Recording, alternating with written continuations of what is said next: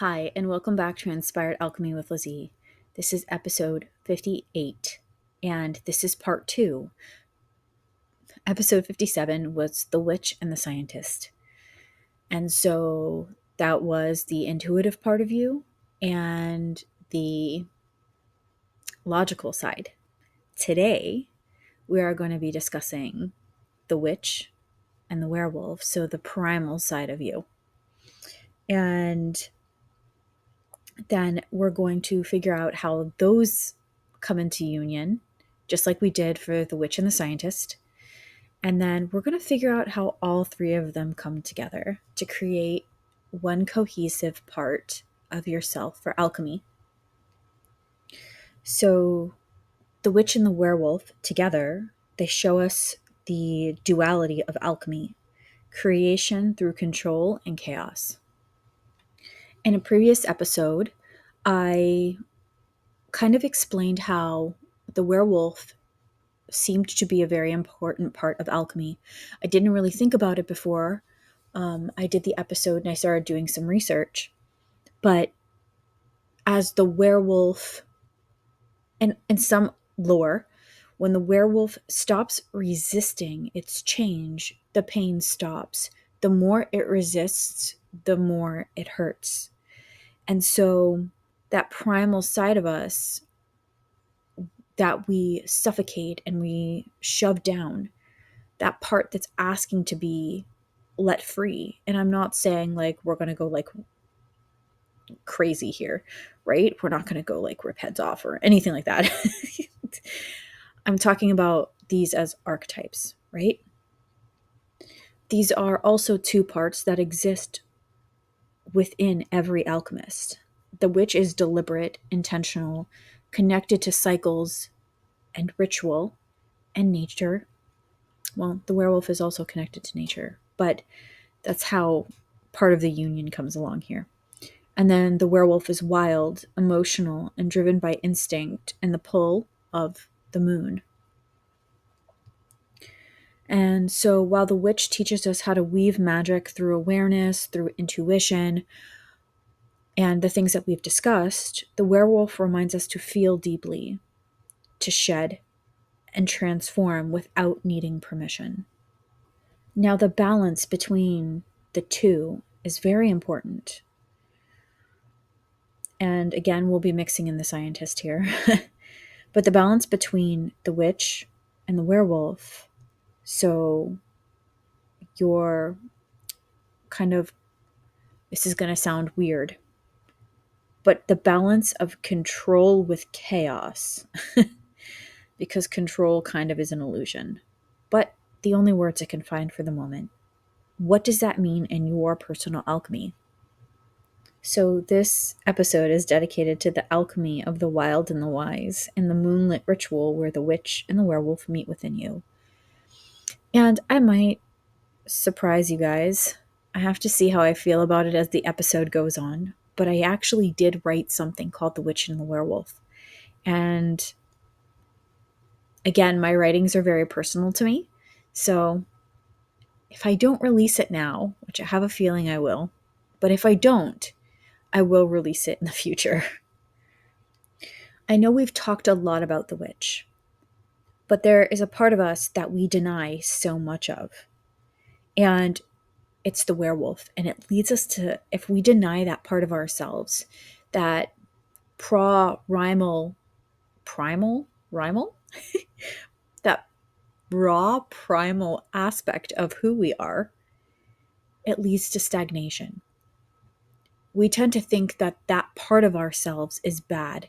These can also be emotions like anger, passion, things like desire. All of these things that society has taught us are bad or taboo.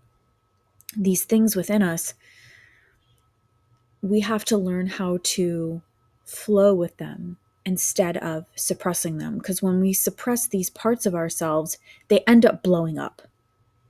So, and again, in some lore, the werewolf has control over itself. It has control over the chaos. It has control over its primal instinct, and it can stop its chaos And its prey drive, I'm being very careful with my words here because of, um, things that might get flagged, right? So it has that very primal side. And in lore, again, if they can control that part of themselves, it's a lot easier for them. But if they suppress it, even in their human form, and they refuse to kind of allow it to be, then that part of themselves just explodes into something that is destructive. And I've talked about this with emotions before. The emotions that we deem bad, if we suppress them instead of learning what they are, talking to them, asking them what they're trying to show us, then we're bound to have some kind of explosion. And that's not good, and nobody wants that. So, again, the witch is the symbol of awareness, intentional transformation, intuition, and harnessing the unseen. It's wisdom creation through awareness. And if you're going into the shadow side of it and you go and you refuse to see the light, because I know I talk a lot about the darkness, there is a light in the darkness, and we have to make sure that the darkness itself doesn't take over, meaning we don't become these things. Think Bad Willow in Buffy the Vampire Slayer, if you know what I'm talking about. If not, you can go. She gets real mad about things, and then everything just kind of explodes out, right? And that's her primal part of herself. And she is, although she looks really cool and stuff, she ends up hurting a lot of people because she allows that part of her to take over instead of harnessing it as light. I hope this makes sense. The witch leads more with intuition and being able to, in her light aspect, and I'm not saying light or dark, but in her, it's not even healed. You know what I'm trying to say, I hope. And the part of the witch that is balanced and in harmony with herself, light and dark, she's that symbol of intuitive knowing, and she knows how to kind of harness all of that. Now, the werewolf, and again, I'm processing as I am kind of thinking about all of these things as well. The werewolf is that primal instinctive nature, and it's ruled by emotion. And if it doesn't learn how to control its chaos, it explodes. So that's kind of similar to the witch if she doesn't learn how to control her fear and her chaos and things like that as well. So the connection of the two is burning away control to merge with instinct. So we're burning away everything that is no longer serving us, and we are honing in on what matters. And we're trying to merge those things together. So again, instinct, intuition, emotion, all of those different things, and allowing them to flow together. So the union of the witch and the werewolf. When the witch and the werewolf meet, the transformation deepens. And you start to harness, while the witch works with nature, when she harnesses her werewolf, she becomes one with it. So she can harness and become nature, if that makes sense. And the alchemy happens when her intuition meets the embodiment, not just saying the things, because even in the world today, people will go, oh yeah, I do this and I do this and I do this. And again, a lot of the spiritual communities will say they do all of these things, but in their real life, they're not embodying that. So you can't create real alchemy if you're not embodying what you are talking about. The witch creates the sacred space and the werewolf tears down what no longer serves. It rips away everything and has you shed all of the parts of yourself in the unbecoming. And with the witch's intuition and movement and energy, you can start to embody these two parts of yourself to make them one. So I want to go over how the witch, the scientist, and the werewolf are kind of three important parts of alchemy and tie them together. So the witch and the scientist are mirrors, both seekers of truth. The scientist conducts experiments with matter, and the witch conducts them with energy. The scientist observes patterns in the external world, and the witch observes them in the unseen. Both thrive on curiosity, both follow process and ritual. One uses a lab, the other uses nature or a sacred space, which would be considered her lab. And in alchemy, both ask the same question: what happens when I apply this element to that one? Whether those elements are metals or emotions, or if you want to get physical about it too, herbs and things like that. The witch brings the intuitive knowing, and the scientist brings the methodical questions or inquiry together as they create magic that is grounded in space and time. So the witch and the scientist both trust the process. I know that's really hard. One through faith and the other one through evidence. Alchemy is where faith becomes evidence through transformation. Remember, magic is just science that hasn't been discovered yet. Now, the witch as the werewolf. At first, they seem opposite. The witch is calm, composed, ritualistic, intentional, and the werewolf is wild, raw, and driven by instinct. And again, I'm going to go back to Bad Willow. That's what they call her, from Buffy the Vampire Slayer, the show back in the 90s. It seems that Willow is driven by both the werewolf and the witch. I don't know what episodes they are, so you'll have to look them up. But if you're interested, go for it. So while they seem opposite, both are ruled by the rhythm and cycles and emotions and transformation. And the moon. Witches love the moon. The witch studies the moon's phases, and the werewolf becomes them. The witch channels lunar energy intentionally, and the werewolf surrenders to it. That surrendering process, it was a bane of my existence.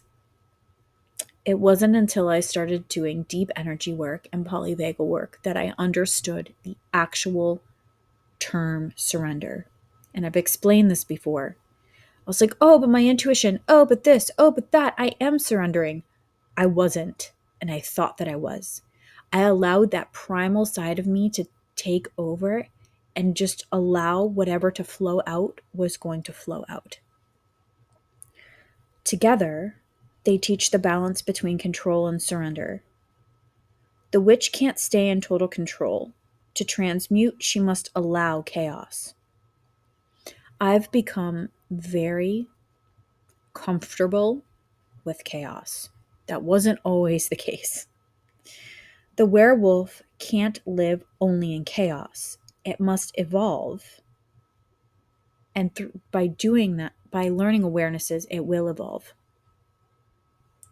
So the witch teaches the werewolf intention, and the werewolf teaches the witch embodiment. True alchemy requires both the spell and the surrender. So now let's talk about the scientist and the werewolf. The scientist transforms chaos into data. The werewolf transforms emotion into instinct. Both are driven by transformation through change. And then the cycle, the alchemical cycle, the scientist represents the refinement and synthesis, and the werewolf represents destruction and surrender. Both explore their environments, push limits, and seek understanding, just through different senses. So the werewolf acts before thinking, the scientist thinks before acting, but the alchemist learns to do each one together. So the union of all three, the witch, the scientist, and the werewolf, together they form an alchemical triad, so a triangle within you. The witch is the intuition, creation, ritual, and mysticism. The scientist is structure, reason, discernment, and observation, and skepticism. And the werewolf is instinct, passion, transformation, and embodiment. When you bring them together, you bring together your body, your mind, and your spirit working as one. All right, so if you hear the turning of pages, it's because I have my notebook with me and my heart is racing. I'm really, really nervous about this, but I'm going to read you The Witch and the Werewolf. It's part 1. I can feel the fear in my body, but this is going to lead to growth, and this is what I tell myself. Now, it might not be very good, but it's something it's something I wrote. Breathing in the night air, the witch stands in the shards of who she once was. Craving the wild of the woods, she calls out into the night.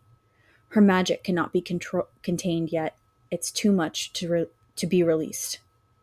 Something is shifting within her. She cries out into the dark for someone, anyone, who can hold her in her depths and darkness. She walks the river asking it for guidance. She looks up to the full moon to illuminate her path, the stars to direct her. Deeper into the woods she travels. From in the distance she hears a howl that pierces time and space between where she is and where she is going. She feels hopeful. The stars start to feel her. She starts to feel her power grow within, clarity. As she moves, she feels drawn to follow the wild of the forest toward the one who howls out. She runs the earth between her wet. I'm so nervous. She runs the earth wet beneath her feet. Her hair blowing wildly as she runs through the cool air of the night. Her soul guiding her with each step towards something new. The howl still piercing the night, she runs, guided by her soul and by hope, gaining a deeper understanding of herself as she follows the path her soul has laid out before her. She steps suddenly into the clearing. She sees him, strong, bold, wild, a wolf, a mirror of herself, and an alchemist like her. She carefully walks up to the wolf, one step at a time, feeling his energy melding with hers. She isn't scared of this wild, of this darkness. She puts her hand out. Both are wary and willing. She nods and bows her head as he does the same, in mutual respect and honor. Their hands interlocked.